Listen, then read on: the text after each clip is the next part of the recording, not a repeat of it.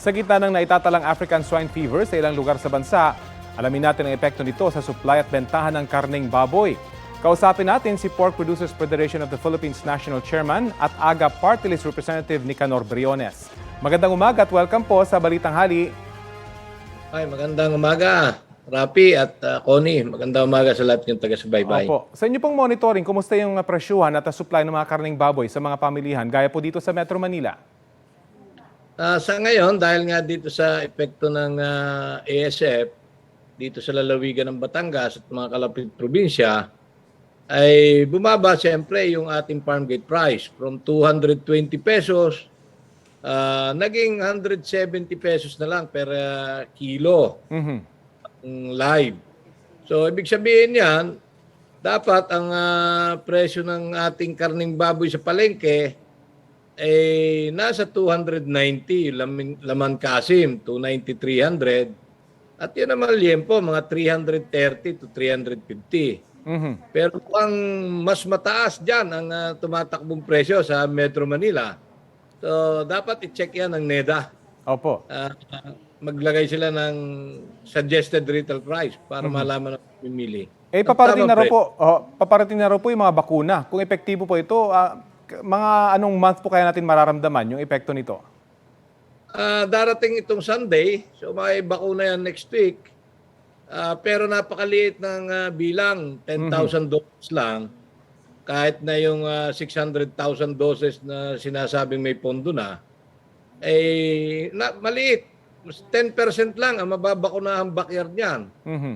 O yung epekto sa ating baboy, medyo maliit at hindi rin ganun kalaki ang ano niya. Kailangan magkaroon talaga ng pondo, may roll out na ma-approvean yung commercial use at magpondo ng mga 3.6 billion pesos para sa bakuna ng mga backyard racers.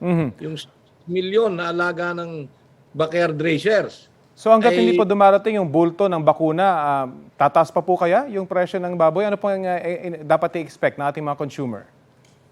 Dahil maraming 22 provinces ang tinataan, 11 regions, mga 64 towns and 250 barangays. So siyempre mababawasan ang supply ng baboy. Dadating ang bear months. So mas malakas naman ang demand. So, ina-expect natin na pagdating ng mga October, tataas ang presyo ng karning baboy hanggang holidays. Ano pong pwedeng gawin ng pamahalaan para maampat ito? Simple lang, matagal na natin sinasabi. Una, maganda yung sinabi ni Secretary Kiko Laurel, magbabayad sila ng 4,000 sa piglet, 8,000 sa malaking baboy, at 12,000 sa inahin bulugan. Dapat gawin ka agad yan. Basta tinamaan at binaon yung baboy, bayaran. Pero maliit yung pondo, 150 million. Ang kailangan dyan, at least mag-budget ng 5% man lang ng populasyon. Kasi nung 22% ang namatay sa ASF. Kahit 5%, para lang isurrender ng ating mga magbababoy yung tinatamaan ng ASF, mga 5 billion yon. Kaya nga aking inihikayat ng ating gobyerno mag-declare ng National State of Calamity para yung calamity fund ng presidente ng lahat ng LGU ay magamit. Pati sa bakuna. Nabanggit nyo nga po, magbe-bare months na. So asahan pa rin mataas pa hanggang sa December itong presyo ng baboy at yung supply talagang limitado pa rin? Ay, sigurado yon. Sigurado yon. Pagdating ng December, mas mataas. Baka umabot ng mga 400 pesos yung ating karning baboy. Yung baka mas mataas pa yung liempo. Dahil nga maliit ang supply, malaki ang demand. Hindi naman kayang palitan na imported yung gusto ng mamamayan. Dahil mas masarap yung sariwa at mas ligtas. Wag tayong maniwala na porke imported ay ligtas. Alam nyo ba kung saan galing ang ASF? Sa imported na karning baboy.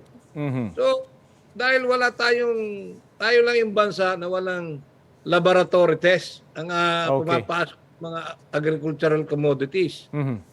Wala nung first border inspection facilities, kaya napapasok tayo ng iba't ibang sakit sa hayop, halaman, gulay. Yan ang nangyayari. So yun po siguro ang kailangang improve. At in the meantime, maghanap muna ng alternatibo hanggat nagsa-stabilize itong ating presyo at supply ng baboy. Maraming salamat po sa oras na binahagi niyo po sa Balitang Hali.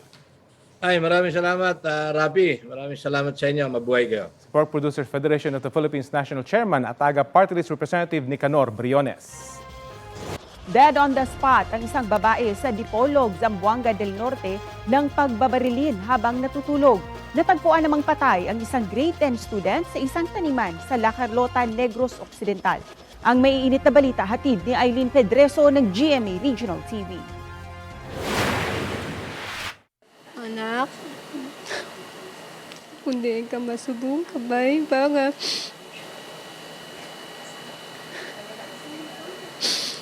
kabay pa na ka ma-solve ang iyong kaso na ginimo sa imo. Hindi napigilan ng inang si Jennifer na maging emosyonal habang pinoproseso sa punerarya ang bangkay ng kanyang 15 anyos na anak. Ang pangarap ni Pearl Joy na maging isang pulis hindi na matutupad matapos siyang matagpo ang patay sa taniman ng tubo sa La Carlota City. Responsable, mapagmahal at masipag umano ang panganay sa tatlong magkakapatid na si Pearl Joy. July 29, kasabay ng pagbukas ng klase, nakapasok pa umano sa eskwelahan ng grade 10 student. Humingi pa umano siya ng load at nag-chat sa kanyang pinsan.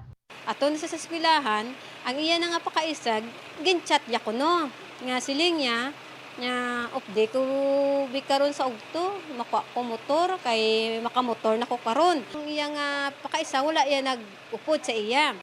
Iniwan ng biktima ang bag nito sa eskwelahan pero hindi na ito nakabalik pa.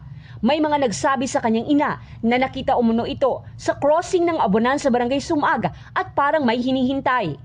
Naniniwala ang kanyang ina na may katsyat ang kanyang anak at magkikita sila ng mga oras na yon. Ayon sa La Carlota City Police, hindi pa matukoy kung saan pinatay ang biktima. Posibleng iniwan lang ito kung saan natagpuan ang kanyang bangkay. Wala gid may kami na recover. We're hoping na may makita kaming ebidensya. However, hindi din lang to sir. Ang Bacolod City Police Office tumutulong rin sa paghanap ng CCTV footages at pag-track sa cellphone ng biktima. Ginatinguan man naton nga at least makay may mga IT kita nga kuan nga mga personnel at least mapalukit tani ma'am. Ang panangaton ginaidihan subong. Patuloy pa rin ang paghahanap sa suspect. Ang ginhimo niya dapat bayaran niya man eh. Kay perti na iya kasakit sa hamon mo. Kasakit gid kaayo ya kay nga ginamo ya gid na iya. Tapos do pa matyaga niya daw sapat lang. Nakaluoy gisang bata ko nga ginamo mo ina kag wala gisang kalaban-laban na ginhimo mo sa iya nga aging patay mo gid siya nga ano gid ang purpose mo. Isinailalim na sa autopsy ang bangkay ni Pearl Joy. Ang Bacolod LGU kinundi na ang insidente. Dead on the spot ang 45 anyos na babae matapos silang pagbabarili ng kanyang live-in partner habang natutulog sa Dipolog, Zamboanga del Norte. Tama ng bala sa likod na tumagos sa kanyang puso ang ikinamatay ng babae. Sugatan naman ang kanyang 65 anyos na kinakasama. Stable na siya sa ospital. Kailangang balay is gamay ra gid kayo which is naargit sila natulog dito sa murag papag lang din wala gid purtahan. Gilid gid siya sa dalan mismo. Pagian ra sila while natulog, nakataklob ra gid sila is lamesa lang. Base sa investigasyon ng Dipolog City Police, personal na galit umano ang motibo sa krimen na maaaring konektado sa iligal na droga. Posibleng kakilala umano ng mga biktima ang tumakas na sospek. Patuloy na pinaghahanap ang sospek na posibleng maharap sa reklamong frustrated murder at murder. Nahuli ka mang ilang insidente ng beating the red lights sa Talisay, Cebu. Tulad na lang ng truck na ito na bumundol sa multicab na nasa harapan. Sa kuha sa CCTV, makikita ang mga sasakyang dumaraan sa Cebu South Coastal Road. Dahil nag-warning signal na ang traffic light, nagminor na ang multicab. Ang nakasunod na truck, nabundol ang multicab. Walang nasaktan sa insidente. Nahulikam din ang pagbangga ng isang motorsiklo sa papalikusan ng pick-up. Nangyari ang banggaan ng dumiretso ang sasakyan kahit na naka-stop signal na. Naka-green signal noon ang kalsadang binabaybay ng motorsiklo. Bunsod ng insidente, nasira ang unahang bahagi ng motorsiklo. Kaya muling paalala ng mga otoridad, sundin ang traffic light para iwas disgrasya. Eileen Pedreso ng GMA Regional TV, nagbabalita para sa GMA Integrated News. Nasunog ang isang truck na puno ng parcel sa Mandaue City dito sa Cebu. Ayon sa isa sa dalawang driver ng truck, ipinarada muna nila ang truck dahil puno pa ang warehouse na paghahatiran nila. Doon na raw nakita ng isang residente na umuusok na ang truck. Nang buksan ang gilid ng truck, tumambad ang mga nag-aapoy na parcel. Nakakandado raw buong biyahe ang likod ng truck dahil sa sinusunod nilang no-touch policy. Posibleng nagsimula raw ang apoy sa isa sa mga parcel. Ayon sa BFP, halos 350,000 pesos ang halaga ng mga parcel na mga order sa online shopping. Ipinakilala na ang iba pang cast member ng pinakabagong youth-oriented show ng GMA Public Affairs na Maka. Say hello to the new Gen Z Barkada! Pictorial pa lang, kita na agad ang chemistry ng bidang sina Zephanie, Ashley Sarmiento, Olive May, Dylan Menor at John Clifford. Makakasama rin nila sa show sina Romnick Sarmenta, Sean Lucas, Bangus Girl o May Anbasa in real life at Lapilus member Shanti. Chika ng cast na starstruck sila sa sweetness at kagandahan ng K-pop idol. Si Romnick na bibigyang buhay ang role ng isang guro, looking forward na makatrabaho at matuto sa young actors.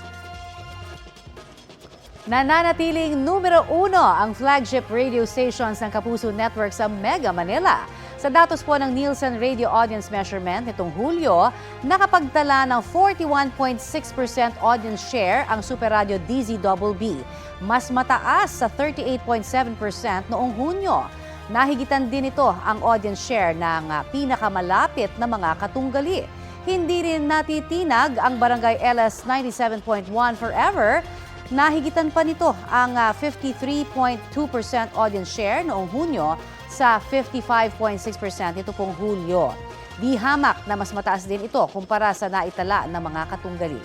Mga kapuso, patuloy na tumutok sa mga programa ng Super Radio DZBB at Barangay LS 97.1 Forever, araw-araw. Kapuso, para sa mga maiinit na balita, mag-subscribe sa GMA Integrated News sa YouTube. Sa mga kapuso naman abroad, subaybayan nyo kami sa GMA Pinoy TV at sa www.gmanews.tv.